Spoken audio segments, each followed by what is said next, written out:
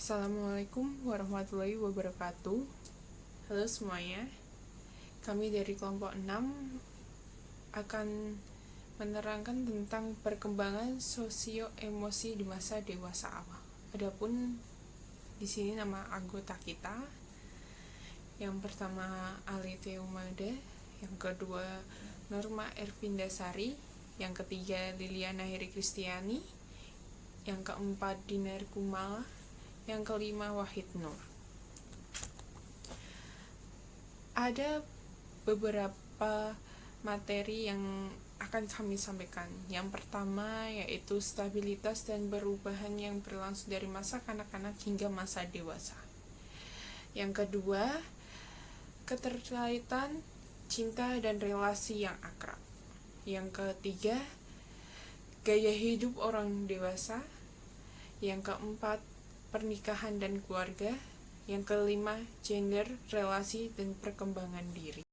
1. Stabilitas dan perubahan yang berlangsung dari masa kanak-kanak hingga masa dewasa.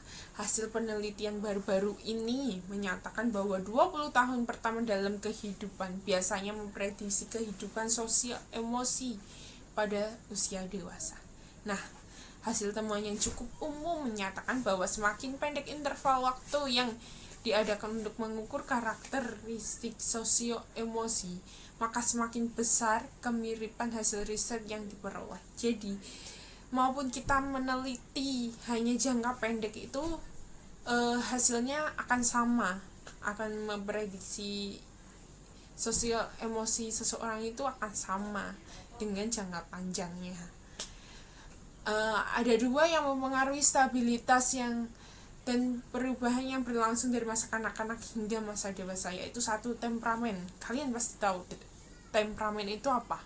Nah, temperamen adalah gaya perilaku dan karakteristik respon emosional yang sifatnya individualisme. Riset telah mengaitkan beberapa tipe dan dimensi yang terdapat di masa kanak-kanak hingga karakteristik kepribadian orang dewasa. Contoh 1, kemampuan menyelidiki emosi. Sebuah studi longitudinal menemukan bahwa ketika anak-anak berusia 3 tahun dan memperlihatkan kontrol emosi yang baik dan tabah ketika menghadapi stres, cenderung mampu mengatasi emosinya, tidak gegabah secara efektif ketika dewasa dia akan mengendalikan emosinya, tidak gegabah. Kelekatan. Kelekatan seperti halnya temperamen. Kelekatan muncul di masa bayi dan turun memainkan peran penting dalam perkembangan sosial emosi seseorang. Ada 3 gaya kelekatan. 1. Gaya kelekatan yang aman. Orang ini cenderung konteks berkomitmen. Jadi yang aman itu orangnya selalu berkomitmen. Yang kedua, gaya kelekatan menghindar. Gaya kelekatan menghindar, dia orangnya yang ragu-ragu dalam melakukan sebuah hubungan percintaan, atau sebuah hubungan dia selalu ragu-ragu sama pasangannya. Yang ketiga adalah gaya kelekatan yang cemas. Dia itu seperti orang posesif. Pasangannya gini tidak boleh, pasangannya yang begitu gak boleh. Dia semuanya melarang, cemburuan dan lain-lain lah. Kaitan itu meliputi 2 hal, yaitu keterbiasaan dan kesamaan. Keterbiasaan itu adalah kondisi yang diperlukan agar keakraban itu terus berjalan. Lalu kenapa sih kita lebih suka dengan orang yang mempunyai hobi, gaya dan nilai yang sama dengan kita? Karena kesamaan itu mengaplikasikan diri kita untuk lebih mudah mengerti atau lebih mudah mengenali seseorang itu. Lalu ada bukti-bukti cinta. Bukti cinta yang pertama itu ada persahabatan. Memang jika dibandingkan pria, wanita itu memang lebih cenderung punya banyak teman. Tapi di usia kita yang sekarang ini, pertemanan itu atau persahabatan itu memang lebih dominan dengan lawan jenis. Karena apa? Karena wanita itu lebih cenderung ingin dimengerti atau ingin didengarkan, sedangkan laki-laki lebih suka mengerti atau lebih suka didengarkan. Nggak semua sih, tapi kebanyakan. Lalu ada cinta romantis. Cinta romantis itu lebih cenderung ke seperti cemburu atau ketakutan-ketakutan hal-hal tentang pasangan kita gitu. Lalu ada cinta afektif atau cinta berdekatan nih. Cinta afektif itu juga disebut cinta berdekatan. Karena apa? Dia itu memang selalu ingin berada di dekat orang yang disayangi atau disukai itu. Lalu ada cinta sempurna. Tapi cinta sempurna ini bagi saya, menurut saya, belum bisa kita aplikasikan di usia kita yang sekarang. Karena apa? Cinta sempurna itu meliputi 3 hal atau 3 teori, yaitu gairah, komitmen, dan keintiman. Sedangkan kita belum bisa melakukan hal itu. Bagi saya, cinta sempurna itu bisa dilakukan orang yang memang sudah menikah. Lalu proses percintaan. Berpisahnya percintaan ini mungkin memang banyak membuat kita depresi atau membuat kita kehilangan diri kita sendiri. Biasanya anak muda kayak gitu saya. Dan lebih ke mengurung diri, tidak ingin bersosialisasi dengan orang banyak. Karena apa? Karena kita sudah kemakan dengan ekspektasi kita gitu. Kita sudah menaruh banyak ekspektasi tinggi ke orang itu. Kemudian masuk di nomor 3, ada gaya hidup orang dewasa. Yang pertama, orang dewasa yang hidup sendiri. Hidup sendirian telah menjadi gaya hidup yang semakin banyak dijumpai. Salah satu keuntungan dari hidup sendiri adalah adanya otonomi. Tantangan yang dihadapi oleh orang dewasa yang hidup sendiri biasanya berkaitan dengan keintiman, kesepian, dan menemukan identitas yang positif di tengah masyarakat yang berorientasi pada perkawinan. Kemudian kohabitasi pada orang dewasa. Mengacu pada hidup bersama dan melakukan hubungan seksual meskipun tidak menikah. Sejumlah pasangan memandang kohabitasi bukan sebagai pendahulu pernikahan, namun sebagai sebuah gaya hidup. Mayoritas studi menemukan bahwa kepuasan pernikahan yang dialami oleh pasangan yang sebelumnya telah hidup bersama sebelum menikah cenderung lebih rendah dan tingkat perceraiannya juga lebih tinggi. Orang dewasa yang menikah. Individu yang menikah cenderung lebih bahagia dibanding yang tidak menikah. Walaupun mereka yang dalam pernikahan tidak bahagia menjadi kurang bahagia dibandingkan yang sendiri atau bercerai. Keuntungan pernikahan adalah tercapainya kesehatan fisik dan mental yang lebih baik dan kehidupan yang lebih panjang. Kemudian orang dewasa yang bercerai. Perceraian lebih banyak dialami oleh kelompok tertentu, menikah di usia muda, tingkat pendidikan yang rendah, tingkat penghasilan yang rendah, tidak memiliki afiliasi religius, memiliki orang tua yang bercerai, dan memiliki bayi sebelum menikah. Pasangan yang bercerai harus menghadapi tantangan setelah bercerai. Mereka merasa kesepian, kehilangan harga diri, cemas dengan ketidaktahuan akan kehidupan selanjutnya, dan kesulitan dalam menjalin relasi akrab yang baru. Kemudian orang dewasa yang menikah kembali. Ketika orang dewasa menikah kembali, orang dewasa pria cenderung melakukannya lebih cepat dibanding orang dewasa wanita. Orang dewasa yang menikah kembali biasanya memutuskan lebih cepat untuk melakukan pernikahan dengan rata-rata 50% dari mereka kembali menikah dalam waktu 3 tahun setelah bercerai.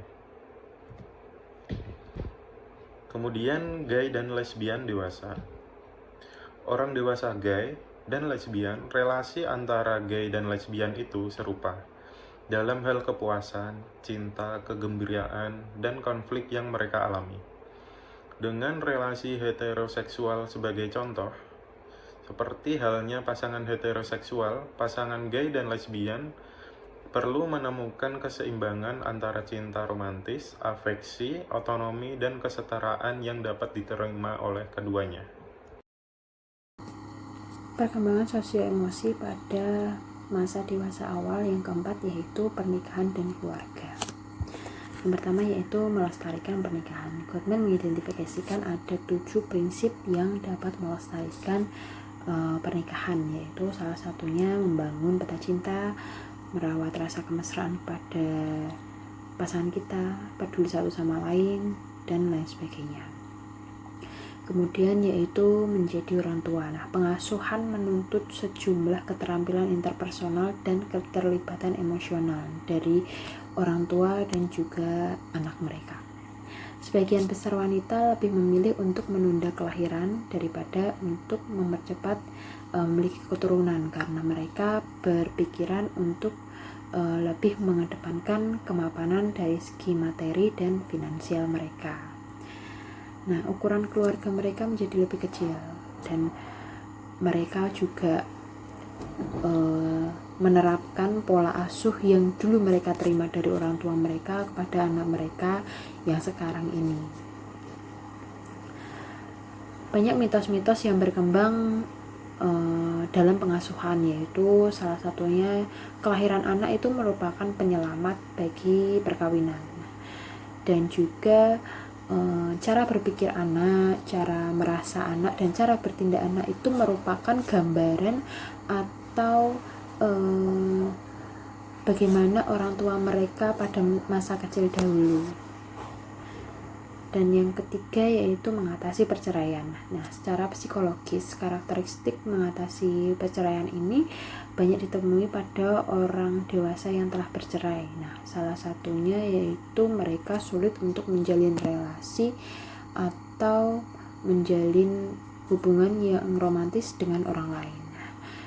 Hetherington menemukan 6 jalur yang umumnya dilalui oleh pria dan wanita setelah mereka bercerai, yaitu mereka mengalami peningkatan, mereka baik-baik saja, mereka mengalami fase pencarian, mereka berusaha untuk mencari pengganti pasangan mereka, kemudian mereka merasa bebas, mereka lebih suka mengembangkan diri mereka sendiri, mereka menjadi penyendiri yang kompeten, penyendiri yang handal, hingga mereka dapat menyembunyikan masalah mereka kepada orang lain dan enggan bercerita masalah pribadi mereka kepada orang lain. Mereka yang kalah yaitu mereka yang tertekan dengan masalah yang mereka hadapi tersebut.